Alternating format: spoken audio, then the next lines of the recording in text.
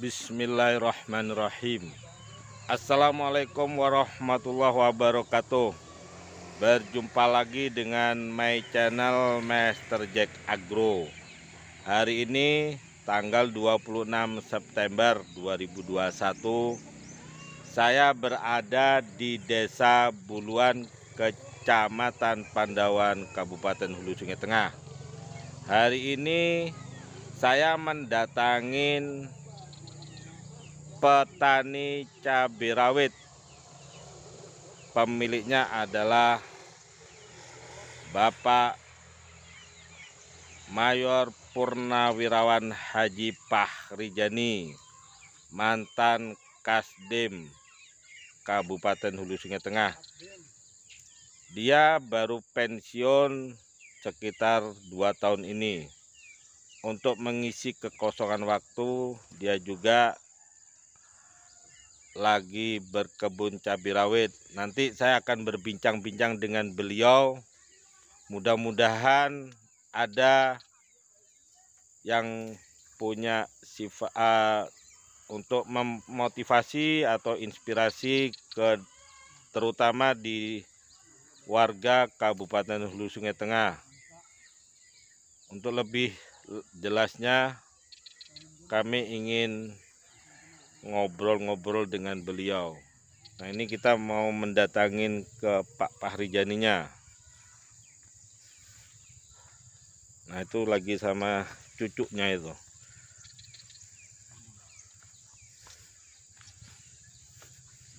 Nah, ini. Assalamualaikum warahmatullahi wabarakatuh. Yuk. Ini Pak ya, mau ngobrol-ngobrol aja Pak. Mudah-mudahan lah bisa jadi motivasi ya. Bisa Pak, sambil santai aja. Gimana Pak Joko? Nah, alhamdulillah. Apa kabar? Alhamdulillah baik Pak. Ya, alhamdulillah sama sehat. Saja terkejut Pak ya. Yang penting Pak Joko kita sehat kan. Masa-masa pandemi ini kita perlu juga kesehatan lah Pak Joko. Okay. Ya, ya mudah-mudahan lah Pak, ini bisa jadi inspirasi ya Kabupaten Hulu Sungai Tengah. Karena sentranya pertanian Pak ya. Iya, Sungai Tengah. Alasan Pak Pahrijani lah Pak ya, untuk bertanam ini Pak, sebagai mengisi waktu karena udah masa pensiun, karena memang punya jiwa berkebun. Silahkan Pak, mungkin bisa memperkenalkan dulu Pak. Baik ya, nama saya Haji Pahrijani. Saya asli orang Barabas, ini tepatnya di Mahang Pandawan. Iya. Jadi motivasi saya untuk berkebun tidak lain hanyalah untuk pertama untuk memberikan memberi motivasi kepada para generasi muda khususnya di daerah kami, yang mana saat ini banyak pengangguran atau yang tidak bekerja.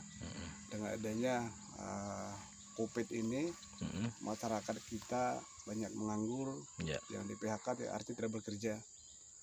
Kami berharap dengan kami memberi motivasi kepada masyarakat dan memberi contoh nyata di lapangan bahwa kita berkebun itu tidak kegiatan yang memalukan. Kan terkesan masyarakat sekarang itu maunya jadi pegawai negeri, mau jadi polisi, mau jadi tentara. Nah, saya akan membuka pikiran mereka supaya dia bisa berbuat sendiri tanpa harus bekerja di pemerintahan. Karena kita tahu bahwa di daerah kita ini banyak lahan-lahan tidur lah, kalau bahasa orang sana lahan tidur. Tapi kalau bahasa kita mungkin ya tanah yang tidak terpakai. Maksud kita, kenapa kita tidak manfaatkan? Jangan kita hanya duduk-duduk di warung, ngobrol teman-teman, sementara kebutuhan hari-hari kita tidak akan mungkin berkurang. Betul. Khususnya masalah sandang dan pangan. Artinya kita juga menginspirasi bahwa kita sebagai purnawirawan saja mau bekerja. Kok kenapa adik-adik kita, saudara-saudara kita, kok tidak mau bekerja seperti ini? Padahal ini hak pekerjaan yang mudah dikerjakan dan halal. Nah, kami berpikir demikian. Artinya dengan melihat latar belakang kami, kok Pak Haji saja kok mau bekerja, kenapa saya tidak? Biasanya kan seperti itu. Nah, Karena orang dari sekarang ini kelihatannya para remaja itu malu dia. Wah, itu apa kebun ini? Hasilnya berapa sih? Kita bukan bicara masalah hasil, kita yang penting bekerja secara positif dulu. Karena sekarang tahu sendiri bahwa banyak para remaja yang terlibat masalah narkoba. Betul. Ya kan? Narkoba ini kalau sudah terjerumus, kita tahu sendiri bahwa dampaknya Pak, dampaknya sangat besar bagi dia, keluarga maupun masyarakat di sekitarnya. Nah, kita salah satu itu memberi motivasi kepada mereka supaya mau bekerja tanpa merasa malu, membuat berkebun, bertani tanpa merasa malu. Karena kelihatan sekarang ini dia kebanggaan adalah seorang pegawai negeri. Betul. Atau tentara atau polisi. Menurut kita tidak. Semua pekerjaan itu sama saja. Tergantung kita dengan niat yang baik, insya Allah akan mendapatkan hasil yang baik. Yang ngomong-ngomong Pak ya, tadi Bapak purnawirawan Pak ya. Itu purnawirawan tahun berapa Pak? Mungkin bisalah bercerita ya. Ya, cerita sedikit ke belakang Pak Joko. Saya pendidikan awal dari Bintara 84. Berdinas saya di Batalion 621 selama 8 tahun. Kami diberi kepercayaan untuk melaksanakan pendidikan perwira 2 tahun di Bandung pada tahun 92. Kami 84, 8 tahun, 92, pendidikan kami 2 tahun di Bandung. Dari 621 kami ke Bandung 2 tahun sekolah perwira. Setelah kami keluar dari pendidikan, kami ditempatkan di Batalion 631 Antang, Kapuas. Kurang lebih kami 3 tahun di Batalion 631. Kami ditempatkan di Kalimantan Tengah, tepatnya di Muartewe. Kami menjabat sebagai Danton di sana. Ini saya kaitkan secara ringkas saja, cerita secara ringkas. Saya Danton, habis itu saya pindah ke Kodim di Muartewe juga.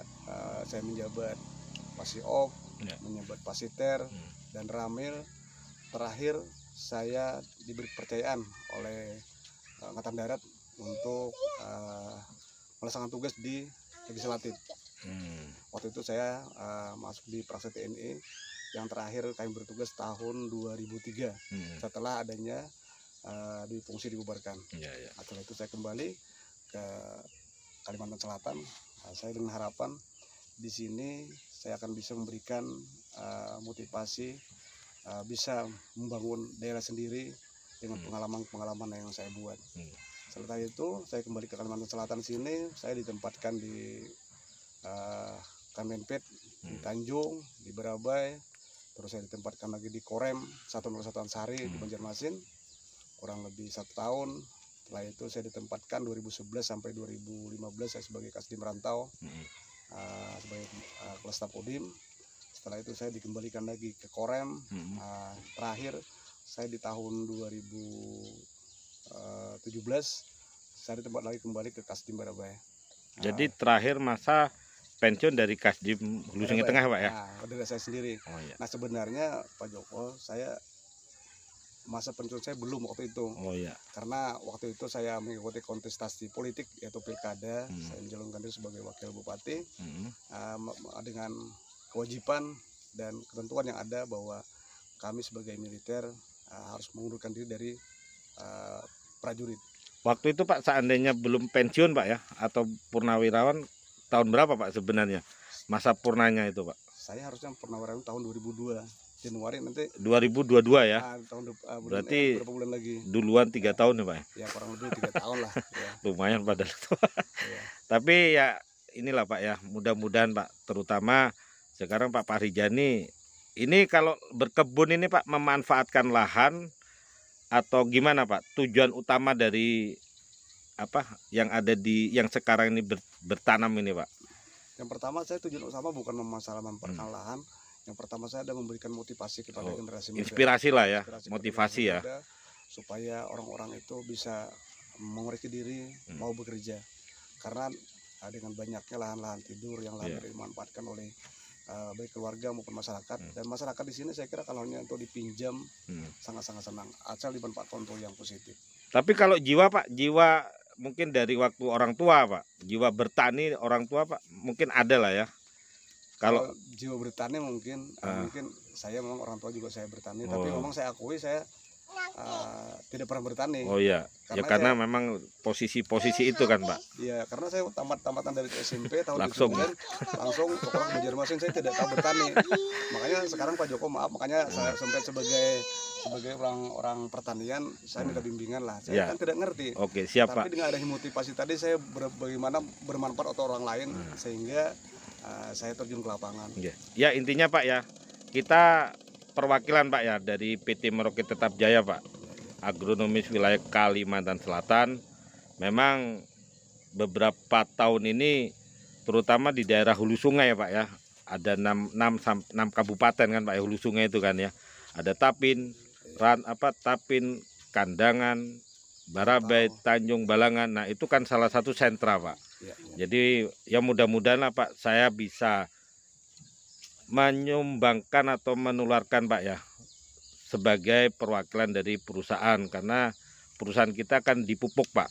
Ya mungkin dari tata cara pengolahan tanah, cara-cara perawatannya, cara-cara pemupukan mulai masa pertumbuhan, masa pembentukan bunga dan buah atau masa generatif.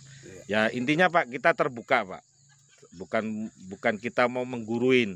Nah, ya karena kita memang ada kendaraannya untuk bercerita seperti itu, ya mudah-mudahan lah. Saya berbincang-bincang dengan Pak Pahrijani, termasuk kan momen yang begitu berharga. Jarang ada orang ya, karena biasanya Pak kita ngobrol sama petani yang memang dia profesi sebagai petani. Nah, tapi saya datang, ternyata Pak Pahrijani juga memanfaatkan lahan beliau juga berkebun. Alasan dia untuk berkebun ini intinya adalah ngasih inspirasi, ngasih motivasi, terutama di warga Kabupaten Hulu Sungai Tengah gitu Pak ya.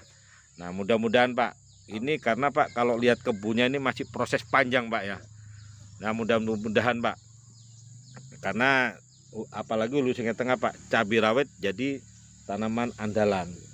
Ya mudah-mudahan lah kalau masalah harga ya Pak ya, bisa jadi contoh untuk warga yang lain. Kalau boleh tahu Pak, tanaman yang Bapak tanam ini cabai rawit ya? Berapa pohon Pak? Ini kita Pak Joko hanya mencoba dulu kurang lebih 1.250. 1.250 ya? Artinya kalau memang ini juga bagus, berhasil, mungkin akan kita tambah. Karena kita juga masih banyak lahan. Oh, jadi ada perluasan terus ya? Mudah-mudahan ya ke depan lebih baik. Oh, nah itu adalah lahan yang penuh pohon, itu sebenarnya lahan pematang atau lahan dataran tinggi ya Pak ya? Ya, termasuk dataran tinggi kan. Nah ini rencananya kalau yang 1.250 ini sukses, bisa menjadi inspirasi, mungkin dia bisa menambah hamparannya. Kalau boleh tahu Pak, terutama di Kecamatan Pandawan Pak ya, dulunya kan terkenalnya jeruk kan Pak? Jeruk itu di Mahang ya. Oh Mahangnya ya. Mahang. Nah selain rencana lah, mungkin Pak Pahrijani punya planning ke depan, mungkin siapa tahu jadi inspirasi Pak. Selain cabai rawit yang menurut Pak Pahrijani lah yang bisa memang dikembangkan di Kabupaten Hulu Sungai Tengah, apa Pak? Sebenarnya Pak Joko di sini banyak mau dapat dikembangkan oleh masyarakat. Tapi memang saya tidak membeda-bedakan antara Kalimantan dengan Pulau Jawa. Ya. Khususnya masalah lahan persawahan di sini banyak yang hanya satu kali panen itu pun tidak maksimal. Kalau kita bandingkan dengan Jawa, mungkin tidak ada lahan itu berhenti, tidak dimanfaatkan, ya kan? Di sini apa masalah kendalanya masalah irigasi, Pak Joko? Pengairan ya? Di sini masalahnya ya hanya tunggu ada hujan di sini. Nah, itu Pak Joko. Makanya dengan adanya ini kita juga menyarankan kepada khususnya para pembakal atau kepala desa, dicoba buat semacam pengajuan kepada pemerintah daerah untuk memperbaiki yang sudah ada ataupun menambah jalur irigasi sehingga lahan-lahan kita khususnya persawahan bisa lebih maksimal dimanfaatkan. Nah ini Pak lagi Pak, kan ini kan udah mulai bertanam Pak ya. Nah siapa tahu Pak Pahrijani mau membuka Pak, mulai awal pengolahan tanah, penaburan sampai ngasih pupuk dasar ya, sampai tutup mulsa Pak. Ya kita secara umum aja enggak apa-apa Pak. Apa Pak, dari tanaman 1.250 pohon ini apa aja Pak yang udah Bapak masukkan? Contoh mungkin dari kapurnya apa aja Pak? Secara umum aja Pak. Kalau secara umum begini Pak Joko. Ya. Aku kembali lagi, saya kan bukan petani. Ya. Nah, intinya saya hanya tanya-tanya pada orang lain. Okay. Tapi saya berhasil tidak berhasil itu ketentuan yang dari atas. Betul. Ya kan? Tinggal kita ikhtiar Pak ya. Tinggal kita berikhtiar. Tapi yang paling utama tadi saya bilang, saya memberikan motivasi itu Pak Joko. Artinya masalah hasil itu nanti ada ketentuan. Masalah harga sih kita tidak mikir. Betul. Iya kan? Yang penting saya memberikan motivasi kepada khususnya generasi muda. Oh iya. Jadi yang pertama kemarin memang ini lahannya kan anak-anak sudah jadi hutan. Lahan baru ya. Lahan baru. Kita bersihkan. Setelah kita bersihkan, kita kumpul, kita adakan pembersihan secara keseluruhan. Setelah selesai, baru kita buat galangan-galangan Pak Joko. Ya, gulutan ya. Bedengan lah. Bedengan galangan lah kalau saya kan. Saya nggak ngerti juga di tentaranya kan. Ya. Tuh, kayak ini kayak galangan. Setelah saya buat, itu selesai, baru kita katanya orang sebut saja kita kasih kapur. Untuk apa kapur? Katanya untuk mengurangi asam. Ya, menaikkan pH ya, pH tanah ya. Sebagian taruh asam lah biasanya kan. Karena kan di Kalimantan ini memang mungkin tanah lebih asam. Apalagi di daerah Banjarmasin tanah gambut kan asam. Betul. Setelah itu Pak Joko, kita berselang waktu 2 minggu kita taburkan pupuk kandang. Ya. Kebetulan kami di sini ada dekatnya juga kandang ayam, orang yang piara ayam itu. Katanya orang sini kotorannya itu kan dikumpulkan. Nah setelah itu kita taburkan di jalur tengah Pak Joko. Betul. Jalur tengah. Nah, sama kita juga dengan pupuk organik. Pupuk organik ya, pit organik ya. Organik ya, organik itu kita taburkan juga setelah. Nah setelah itu Pak Joko kurang lebih 1 bulan. Kita masukkan lagi pupuk lagi. Pupuk. Orang juga katanya dibuka tengahnya. Ya. Kita kasihkan pupuk di dalam itu ada pupuk mutiara, ada pupuk PSP, ya. Ada Ponska, ada urea. Nah, setelah itu kami biarkan lagi kurang lebih 1 bulan, baru kita tanam pasang mulsa. Penutupan mulsa ya. Penutupan mulsa Pak Joko. Mulsa itu kami biarkan kemarin kurang lebih 2 minggu, orang bilang segera ditanami. Ya. Kalau bang, sekarang kita terang Pak Joko. Tapi tadi Pak ya udah kita kontrol Pak pH-nya Pak ya. pH tanahnya tadi ya masih di posisi aman Pak ya. Antara rata-rata ini ada yang 6,3, paling tinggi tadi ada yang sampai 6,8 Pak. Anggaplah masih normal Pak ya. Nanti karena ini kan curah hujan tinggi Pak. Curah hujan tinggi otomatis Pak pH tanah pasti akan drop lagi. Dan tata cara pemupukan, tata cara pengocoran Pak, baik itu tabur, baik itu dispray Pak ya, disemprot. Nah mudah-mudahan Pak Parijani kan udah memakai produk kita, walaupun saja dapatnya info kan dari Bapak ya, NPK Mutiara 16 dan Merauke TSP 46. Ya mudah-mudahan lah Pak, kedepannya pada waktu pengocoran nanti bisa saya koordinasi dengan Bapak, terutama ini kan perlu perawatan lagi Pak, karena apa, pengendalian hamanya, penyakitnya. Cabai ini kan tidak seperti kayak kita nanam apa Pak, kacang panjang ya. Nah ya mudah-mudahan lah ya kedepannya, intinya mungkin di desa apa namanya Buluan. Nah ini adalah salah satu andalan saya lah untuk proyek pilot saya di sini. Nah mudah-mudahan, nah ini di sini juga ada pondoknya. Nah nanti saya mau ngobrol juga, mau ngatur waktu dengan Pak Parijani. Pada waktu saya pengocoran mungkin bisa Pak dilakukan pada usia antara 7 sampai 15 hari pengocoran pertama Pak. Mudah-mudahan saya bisa hadir. Nanti saya koordinasi dengan Pak Parijani. Nanti bisalah teman atau petani yang dekat-dekat yang mau belajar Pak. Kita bukan menggurui ya Pak ya. Tapi kita punya aturan Pak, aturan SOP yang PT Merauke Tetap Jaya yang punya. Nah jadi cabai rawit itu apa, pola-pola pemupukan seperti apa, semuanya Pak kita ada ukuran-ukurannya. Ya tujuannya Pak, intinya memaksimalkan hasil produksi. Benar kata Pak Parijani, masalah harga itu urusan belakangan. Yang penting tanaman sehat, produksi meningkat. Nah, syukur-syukur Pak harganya. Nah tinggi, itu dulu obrolan. Nah, itu Pak Joko. Ya gimana Pak? Saya saran Pak Joko. Ya. Jadi saran saya Pak Joko, khususnya mungkin dari Pak Joko dengan rekan-rekan, Yeah.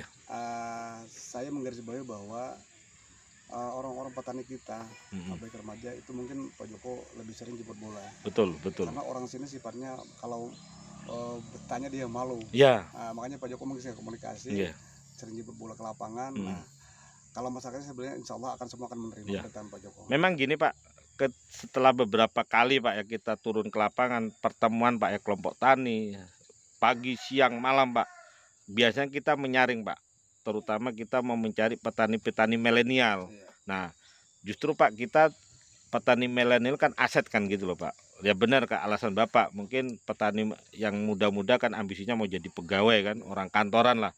Nah, memang ada Pak beberapa daerah pertanian Pak, terutama yang horti, yang berkebun itu muda Pak. Itu ada juga Pak yang keluar dari perusahaan karena dia punya lahan, orang tuanya dikerjain dengan maksimal. Ada beberapa orang Pak binaan petani milenial kita itu keluar Pak dari perusahaan karena dihitung dia bergaji 1 bulan sekian, ternyata setelah dia lahan orang tuanya tercukupin, ada fasilitasnya di model orang tua, setelah dia hitung Pak harga panen-panennya, akhirnya dia ada beberapa yang mengundurkan diri. Nah, akhirnya dia fokus. Nah, itu Pak, memang benar intinya dari Pak Parijani ini adalah sebagai motivasi ya Pak ya, inspirasi lah. Apalagi Bapak kan mantan kan gitu loh Pak. Karena kalau Pak Joko maaf ya, kalau sekadar untuk bicara untuk bertahan, insya Allah saya bertahan. Ya siap. Saya sudah siap kan. Ya. Pasti siap. Ya intinya lah Pak, kedepannya mudah-mudahan ini sebagai contoh lah ya. Terutama petani-petani yang muda lah.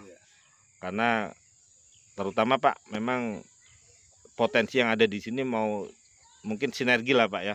Pak Parijani udah berapa tahun kan kita kenal, tapi kan secara militer gitu loh Pak.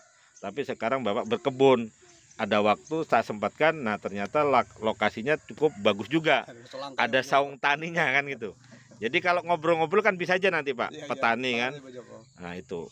Nah jadi jika ada yang nonton konten ini perlu bertanya dengan Pak Parijani, mungkin bisa tulis di kolom komentar. Sekian dulu saya akhiri. Desa Buluan, Kecamatan Pandawan, Kabupaten Hulu Sungai Tengah, saya akhiri. Assalamualaikum warahmatullahi wabarakatuh. Waalaikumsalam warahmatullahi wabarakatuh.